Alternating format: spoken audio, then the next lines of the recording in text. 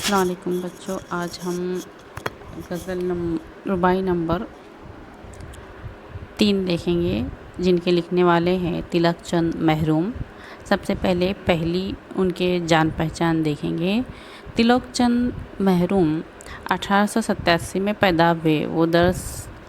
وہ تدریس سے وابستہ تھے، یعنی ٹیچر کا کام کرتے تھے۔ بچوں کے ادب میں ان کا نام اہم ہے۔ انہوں نے اپنی نظموں کے ذریعے بچوں کی تعلیم و تربیت اور ان کی ذہنی نشوونما پر خصوصی توجہ دی ہے۔ ان کی زبان آسان اور سادہ ہے۔ بہار طفلی اور بچوں کی دنیا ان کے شاعری مجموعے ہیں، جن میں رنگ موضوعات پر نظمیں ملتی ہیں۔ 1966 میں ان کا انتقال ہوا۔ تلک چند محروم نے بچوں کے لیے بہت ساری کتابیں لکھی، جس میں خاص طور پہ طفل بہاری اور ایک میگزین جس کا نام ہے بچوں کی دنیا، یہ ان کے کام ہیں۔ تو دیکھتے ہیں رباعی۔ ہر چیز گرچہ اب ہوئی مصنوعی، تو اپنی نہ بنا زندگی مصنوعی۔ صنعت کو فروغ کب ہوا قدرت پر، اڑ کے گرے گی یہ پری مصنوعی۔ دیکھتے ہیں تلک چند محروم اس نظم میں، اس رباعی میں کیا کہنا چاہتے ہیں۔ شاعر کہنا چاہتے ہیں دنیا اور اس کی صنعت و حرفت، یعنی کہ انڈسٹریز، کارخانوں کی حقیقت واضح کرتے ہوئے انسان کو متنبہ کر رہے ہیں کہ اے انسان، دنیا کی مصنوعی چیزوں کا عادی بن کر خود بھی مصنوعی نہ بن جا، یعنی خود بھی دنیا داری میں پھنس کر اس کا عادی مت بن۔ انسان کی تخلیق کردہ صنعت قدرت پر غلبہ کبھی نہیں پا سکتی، یعنی کہ اللہ تعالیٰ کی بنائی ہوئی جو چیزیں ہیں اس سے پرے انسان کبھی نہیں جا سکتا۔ خدا کی بنائی ہوئی قدرت کے آگے انسان نہیں جا سکتا۔ یہ مصنوعی یعنی کہ بناوٹی پری تو وہ ہے جو ایک دن زمین پر منہ کے بل گرے گی۔ یہ دنیا کی جتنی بھی آرٹیفیشل چیزیں ہیں جو انسان نے بنائی ہیں، ان کا خاتمہ کبھی نہ کبھی ہونا ہی ہے۔ شاعر کہتا ہے کہ یاد رکھو، قدرت کے سامنے انسان کی موضوعات کی کوئی قیمت نہیں ہے۔ شاعر کہتے ہیں کہ یاد رکھو کہ انسان جتنی بھی چیزیں بنا لے، جتنا بھی وہ خلا میں اڑتا پھرے، آسمانوں کے پار چلا جائے، لیکن قدرت کے سامنے اس کی کوئی حیثیت نہیں ہے۔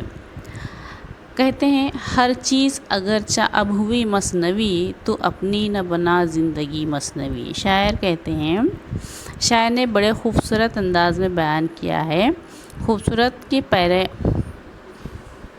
شاعر نے بڑے خوبصورت پرائے میں انسان کو ہوشیار کیا ہے کہ اپنی زندگی کو مصنوعی نہ بنا۔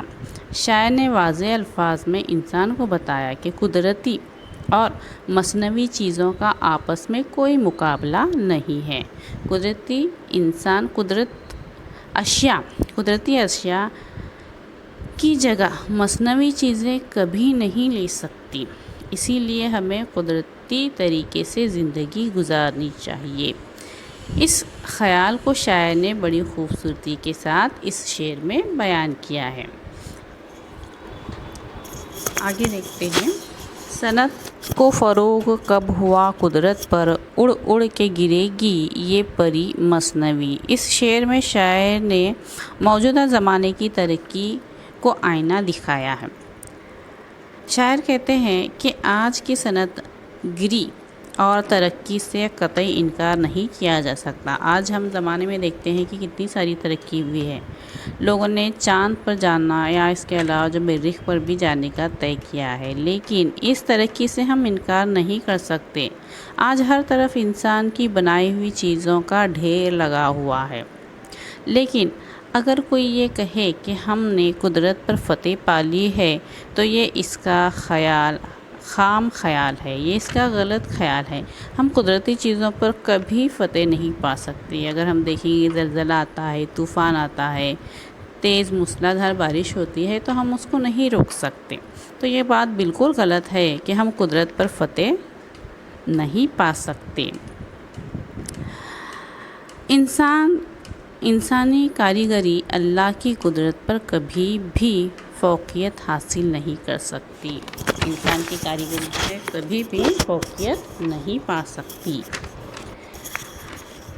دیکھنا ایک روز ایسا آئے گا کہ یہ مصنوعی پریاں ایک ایک کر کے اوندھے منہ گر جائیں گی۔ یعنی کہ مطلب یہ ہے کہ انسان چاہے کتنی بھی چیزیں بنا لے لیکن ان چیزوں کو کبھی نہ کبھی ختم ہونا ہی ہے۔ قدرت نے کبھی بھی انسان کو اس پہ حاوی ہونے نہیں دیا۔ شاعر اسی شعر میں یہی کہنا چاہتے ہیں۔